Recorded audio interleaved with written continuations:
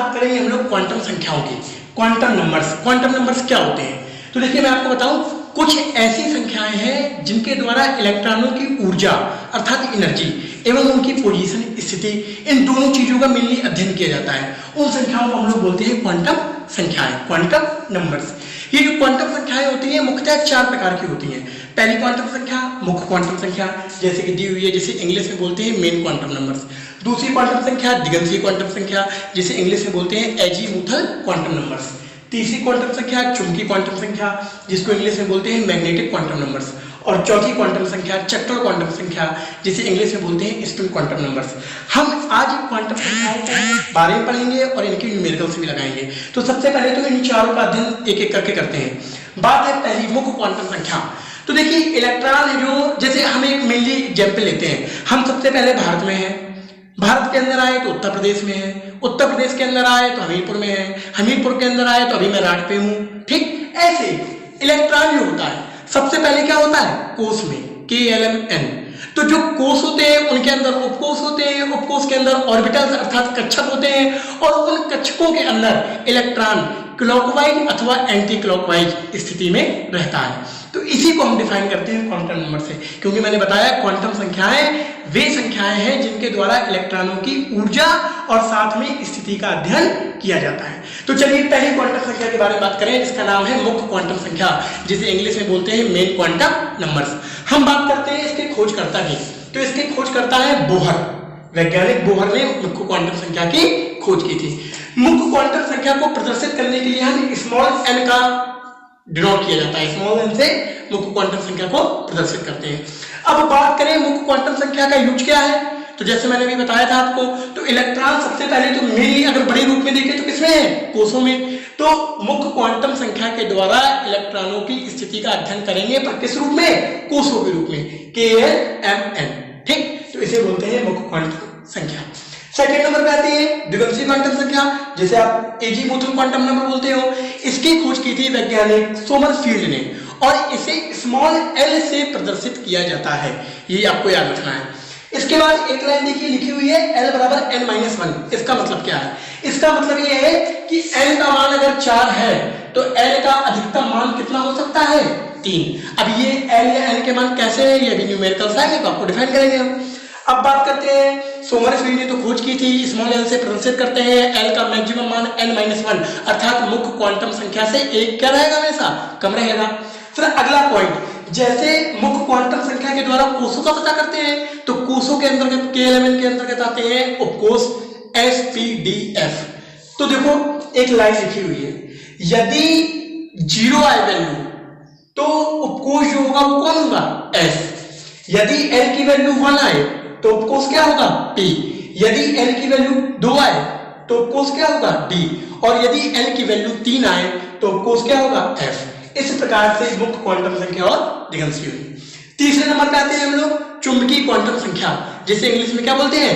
Magnetic quantum numbers. इसकी खोज की बात करें तो वैज्ञानिक जी मान ने चुंबकीय क्वांटम संख्या की खोज की थी, और आपको शायद पता भी हो जी मान प्रभाव इसी पे डिपेंडेंट है। तो अब बात करें इसको प्रदर्शित किससे करते हैं, तो इसे स्मॉल m से प्रदर्शित करते हैं। और कभी कभी एक छोटा सा न्यूमेरिकल भी बन जाता है, अगर मान लो तुम्हें मुख्य क्वांटम संख्या की वैल्यू दी होगी n का मान, है ना, मुख्य क्वांटम संख्या, और पूछ दे चुंबकीय क्वांटम संख्या, तो डायरेक्ट आप एक फॉर्मूला याद रखिएगा, n क्या होता है? n²। अब बात करें अगर चुंबकीय क्वांटम संख्या से प्रदर्शित किसको करते हैं, तो मुख्य क्वांटम संख्या से कोश को करते थे। फिर कोश के अंदर आए उपकोश SPDF, और उपकोश के अंदर क्या होती हैं? ऑर्बिटल्स, कक्षक, जो आपको पढ़ा दी जा चुकी है।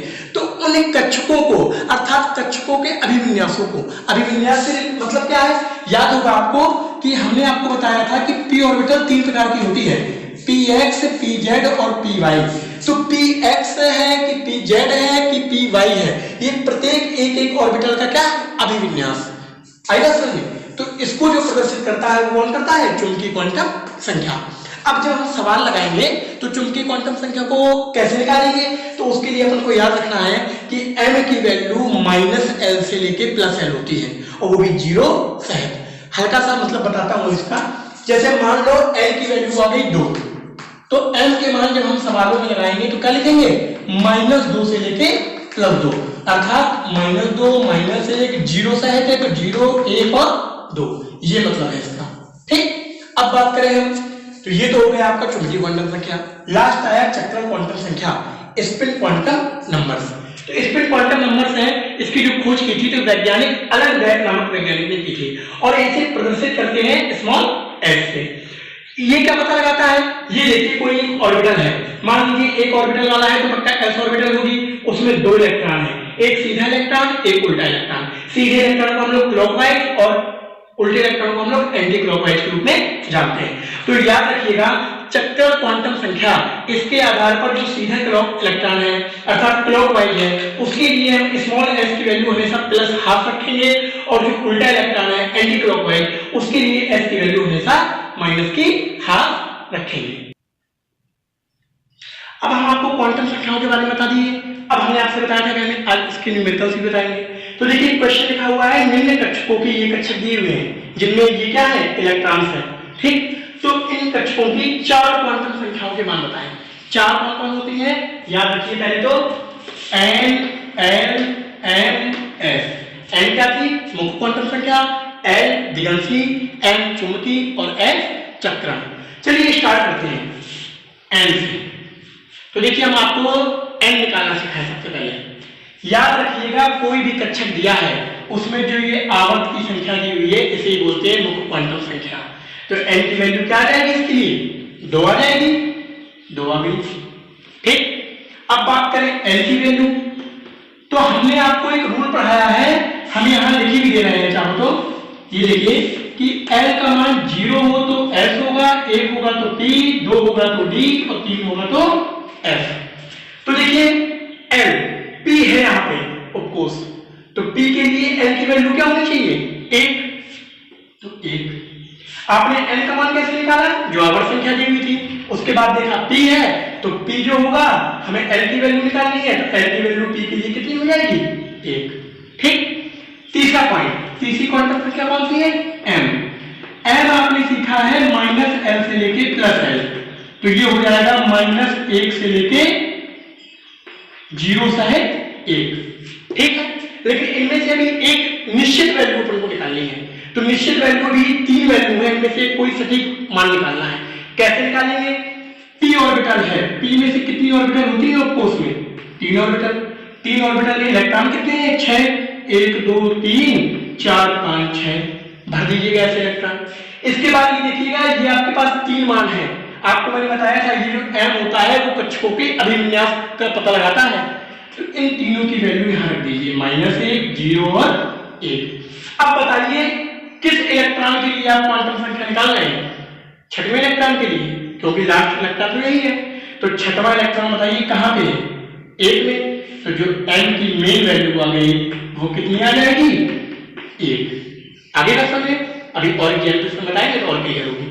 इसके बाद बात करें s की, तो ये बताओ इलेक्ट्रॉन ये 6वां जो है उल्टा है कि सीधा, 1 2 3 फिर 4 5 और 6, 6वां इलेक्ट्रॉन उल्टा है, तो उल्टे इलेक्ट्रॉन के लिए आपको पढ़ाया था हमने -1/2। अब इनको जल्दी जल्दी देखते हैं।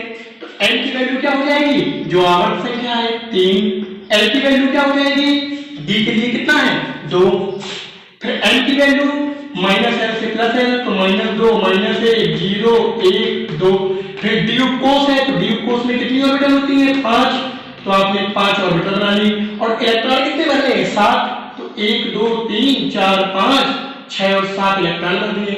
फिर ये 5 की वैल्यू धीमे से यहाँ नोट कर ली आपने। अब बताइए 7वां अंतिम इलेक्ट्रॉन है, तो गिनिए 1 2 3 4 5 6 और 7, किसमें आया, -1 में, तो इसका मान क्या हो जाएगा, m का यहाँ पे -1। और s तो आपको पता ही है इलेक्ट्रॉन सीधा है कि उल्टा, 7वां तो उल्टा है ना, तो इसलिए फिर से क्या हो गया, -1/2। अगला देखिए n की वैल्यू क्या हो जाएगी, 4, क्योंकि आवर्त उतना है। l की वैल्यू क्या हो जाएगी, s के लिए 3 है, 3 कर लीजिए। n की वैल्यू -l से +l, तो और 0 से है, तो -3 -2 -1 0 1 2 और 3। लेकिन हम यहाँ s कोस बनाएंगे जिसमें कितनी ऑर्बिटल होती हैं, 7, तो 1 2 3 4 5 6 और 7। अब इलेक्ट्रॉन कितने बन रहे हैं, 3 बन रहे हैं, 1 2 3, इनको आप नीचे उतार लीजिए, -3, -2, -1, 0, 1, 2, 3। ये बताइए अंतिम इलेक्ट्रॉन जो तीसरा है वो किस ऑर्बिटल में है? -1 वाले में। तो बस n की वैल्यू क्या हो जाएगी? -1। और इलेक्ट्रॉन यहाँ सीधा है कि उल्टा? सीधा इलेक्ट्रॉन है। सीधे इलेक्ट्रॉन के लिए याद कीजिए हमने आपको बताया है प्लस का हाफ। अब बात करते हैं अगले के लिए और लास्ट। तो n की वैल्यू, n तो देखो आवर्त दिया है साफ साफ 3। n की वैल्यू बार बार आपको पढ़ा दिए, s के लिए 0 होती है, 0 कर दिया आपने। n की वैल्यू आपने पढ़ा -l से +l, तो -0 से +0 तो मतलब 0 ही रहेगा। तो n यहाँ पे निकालने की वो तो ये 0 है। और फिर v निकालना हो तो देख लो, एक s ऑर्बिटल है उसमें 2 इलेक्ट्रॉन है, तो 0 यहाँ जब अपने आप रखोगे तो 0 ही आ जाएगा इनकी वैल्यू। और s चूंकि इलेक्ट्रॉन 2 है तो पहला इलेक्ट्रॉन ये है, दूसरा ये, दूसरा उल्टा इलेक्ट्रॉन है तो उल्टे इलेक्ट्रॉन के लिए माइनस का हाफ। तो यहाँ से क्वांटम संख्या आपकी कंप्लीट, कोई प्रॉब्लम तो पूछिएगा।